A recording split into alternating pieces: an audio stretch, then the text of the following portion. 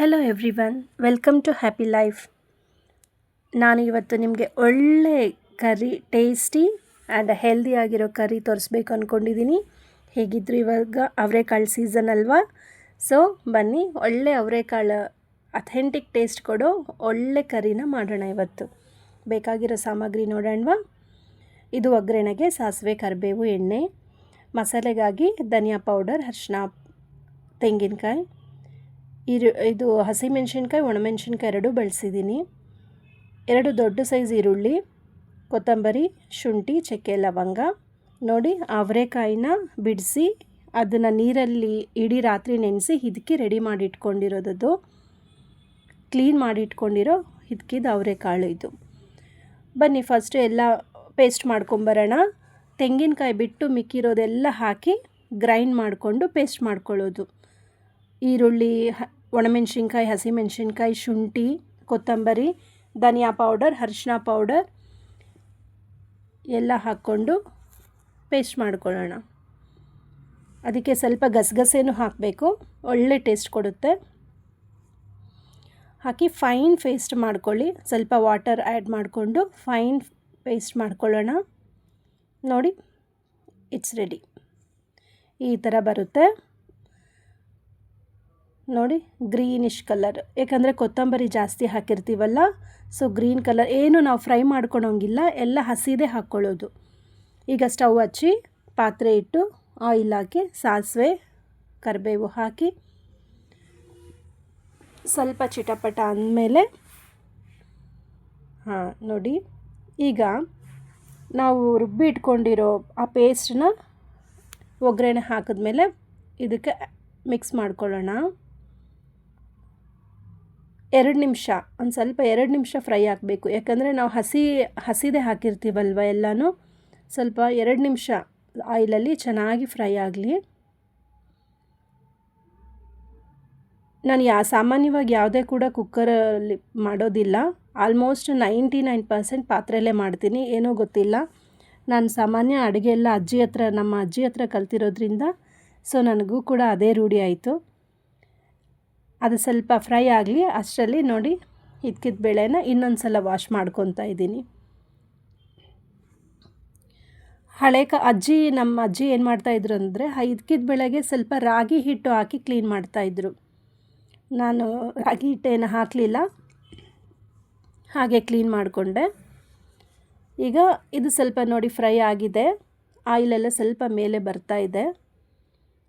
ಸ್ವಲ್ಪ ಚೆನ್ನಾಗಿ ಫ್ರೈ ಆದಮೇಲೆ ನಾವೀಗ ಇದಕ್ಕೆ ರುಬ್ಬಿಟ್ಕೊಂಡಿರೋ ಮಸಾಲೆಲ್ಲ ಸ್ವಲ್ಪ ಫ್ರೈ ಆದಮೇಲೆ ಈಗ ನಾವು ಕ್ಲೀನ್ ಮಾಡಿ ಇಟ್ಕೊಂಡಿರೋ ಹಿದಕಿದ ಬೇಳೆನ ಸೇರಿಸ್ಕೊಳ್ಳೋಣ. ನೋಡಿ ಎಷ್ಟು ನೀಟಾಗಿದೆ. ಇದೇ ನಾವು ಹೊರಗಡೆ ತಗೊಬಂದರೆ ಇಷ್ಟು ಕ್ಲೀನಾಗಿ ಅವ್ರು ಇಡೋದಿಲ್ಲ. ಸೊ ನಾವು ಏನೇ 1 kg ತಗೊಬಂದರೂ ಸಾಕು, ಮನೇಲಿ ಕೂತ್ಕೊಂಡು ಆರಾಮಾಗಿ ನಾವೇ ಬಿಡಿಸ್ಕೊಂಡು ಮಾಡೋದ್ರಲ್ಲಿ ನಮಗೆ ನೀಟ್ನೆಸ್, ನಾವು ಕ್ಲೀನಾಗಿ ಮಾಡ್ಕೊತೀವಿ ಅಲ್ವಾ. ನೋಡಿ, ಇದನ್ನೆಲ್ಲ ಹಾಕ್ಕೊಂಡು ಮಿಕ್ಸ್ ಮಾಡಿಕೊಂಡು ಮಸಾಲೆಯಲ್ಲಿ ಚೆನ್ನಾಗಿ ಮಿಕ್ಸ್ ಮಾಡ್ಕೊಳ್ಳಿ. ಈ ಥರ ಮಿಕ್ಸ್ ಮಾಡಿಕೊಂಡು ನಮಗೆ ಎಷ್ಟು ವಾಟರ್ ಬೇಕೋ ಅಷ್ಟು, ಸ್ವಲ್ಪ ಮಿಕ್ಸಿಯಲ್ಲಿರೋ ಮಸಾಲೆಗೆಲ್ಲ ಒಂಚೂರು ವಾಟರ್ ಹಾಕಿ ಮಿಕ್ಸ್ ಮಾಡಿ ಹಾಕ್ಕೊತಾ ಇದ್ದೀನಿ. ನಿಮ್ಮ ಕನ್ಸಿಸ್ಟೆನ್ಸಿ ನೋಡಿಕೊಂಡು, ಇನ್ನೂ ಅದು ಬೆಂದ ಮೇಲೆ, ಸಾಂಬಾರೆಲ್ಲ ಬೆಂದ ಮೇಲೆ, 3/4 ಭಾಗ ಬೆಂದ ಮೇಲೆ ನಾವು ಮಿಕ್ಕಿದ್ದು ವಾಟರ್, ನಮಗೆ ಕನ್ಸಿಸ್ಟೆನ್ಸಿ ಇನ್ನೂ ನೀರಾಗಿ ಬೇಕು ಅಂದರೆ ಒಂದು ಸ್ವಲ್ಪ ವಾಟರ್ ಆ್ಯಡ್ ಮಾಡ್ಕೋಬೋದು. ಈಗ ಸದ್ಯಕ್ಕೆ ಬೇಯೋಕ್ಕೆ ಎಷ್ಟು ಬೇಕೋ ಅಷ್ಟು ವಾಟರ್ ಮಾತ್ರ ಆ್ಯಡ್ ಮಾಡಿದ್ದೀನಿ. ನೋಡಿ, ಅಷ್ಟು ಮಾಡಿ ಸಾಲ್ಟ್ ಹಾಕಿ ಕ್ಲೋಸ್ ಮಾಡ್ತೀನಿ. ಒಂದು ಮಧ್ಯ ಒಂದು 2 ನಿಮಿಷಕ್ಕೆ ಒಂದು ಸಲ ತೆಗೆದು ಸ್ವಲ್ಪ ಕಲಸಿ ಇಡಬೇಕಾಗುತ್ತೆ. ಅಷ್ಟರಲ್ಲಿ ನಾವು ಬನ್ನಿ, ಇದು ತೆಂಗಿನಕಾಯಿ, ಗಸಗಸೆ ಹಾಕಿ ಪೇಸ್ಟ್ ಮಾಡ್ಕೊಳ್ಳೋಣ. ಈ ಮಸಾಲೆ ಜೊತೆಯಲ್ಲಿ ಅವರೆಕಾಳು ಚೆನ್ನಾಗಿ ಬೆಂದ ಮೇಲೆ ಲಾಸ್ಟಲ್ಲಿ ಈ ತೆಂಗಿನಕಾಯಿ, ಗಸಗಸೆ ಪೇಸ್ಟ್ ಹಾಕಿದ್ರೆ ತುಂಬ ಚೆನ್ನಾಗಿರುತ್ತೆ. ಯಾಕಂದರೆ ಇದು ತುಂಬ ಕುದಿಯೋಷ್ಟಿಲ್ಲ, ತುಂಬ ಬೇಯಬಾರ್ದು. ಇದು ಆ ಕೊಕೊನಟ್ಟಲ್ಲಿರೋ ಒಂದು ಫ್ಲೇವರ್ ಅದು ಹೋಗಿಬಿಡುತ್ತೆ. ಸೊ ಲಾಸ್ಟಲ್ಲಿ ಮಸಾಲೆಯಲ್ಲಿ ಚೆನ್ನಾಗೆಲ್ಲ ಬೆಂದ ಮೇಲೆ ಲಾಸ್ಟ್ ಇನ್ನೊಂದು ಎಲ್ಲ ಬೆಂದಿದೆ, 90% ಬೆಂದಿದೆ ಅಂದಾಗ ನಾವು ಈ ಕೋಕೋನಟ್ ಆ್ಯಂಡ್ ಗಸಗಸೆ ಹಾಕಿರೋ ಫೈನ್ ಪೇಸ್ಟ್ ಚೆನ್ನಾಗಿ ನುಣ್ಣಗೆ ಪೇಸ್ಟ್ ಮಾಡ್ಕೊಳ್ಳಿ. ಅದನ್ನು ಆ್ಯಡ್ ಮಾಡಿಕೊಂಡು ಮಿಕ್ಸ್ ಮಾಡಿಕೊಂಡ್ರೆ ಆಯಿತು. ಇನ್ನೂ ಸ್ವಲ್ಪ ಬೇಯಬೇಕಾಗಿದೆ. ನೋಡೋಣ ಬೆಂದಿದೆಯಾ ನೋಡೋಣ.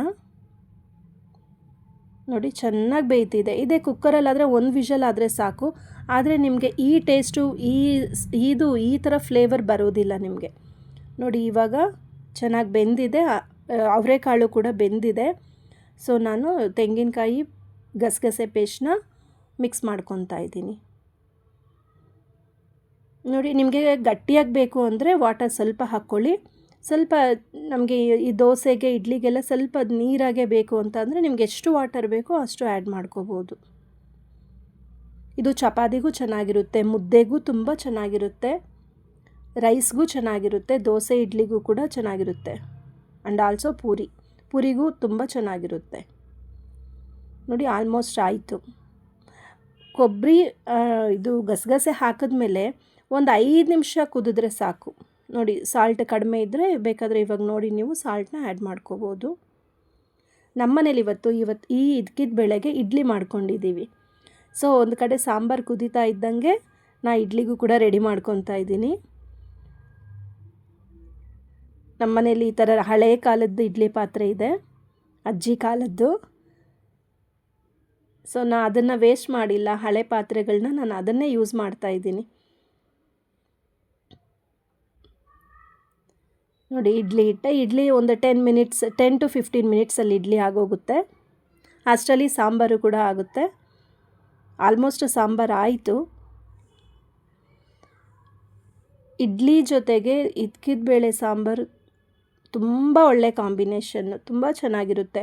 ಸುಮಾರು ಜನಕ್ಕೆ ಈ ಅವರೆಕಾಳಲ್ಲಿ ಸಿಪ್ಪೆ ಇರುತ್ತಲ್ಲ, ಅದು ತಿಂದರೆ ಹೊಟ್ಟೆ ನೋವು ಬರುತ್ತೆ. ಸೊ ಈ ಥರ ಮಾಡಿಕೊಂಡ್ರೆ ಆ ಸಿಪ್ಪೆ ತೆಗೆದುಬಿಡ್ತೀವಿ. ಸೊ ನಿಮಗೆ ಹೊಟ್ಟೆ ನೋವು ಬರಲ್ಲ, ಟೇಸ್ಟು ತುಂಬ ಚೆನ್ನಾಗಿರುತ್ತೆ. ಟ್ರೈ ಮಾಡಿ ಫ್ರೆಂಡ್ಸ್, ಈ ಥರ ಟ್ರೈ ಮಾಡಿ. ನಾನು ಮಾಡಿರೋ ಸ್ಟೈಲಲ್ಲಿ ಟ್ರೈ ಮಾಡಿ ಹೇಗಿತ್ತು ಅಂತ ನನಗೆ ಕಮೆಂಟ್ ಮೂಲಕ ತಿಳಿಸಿ.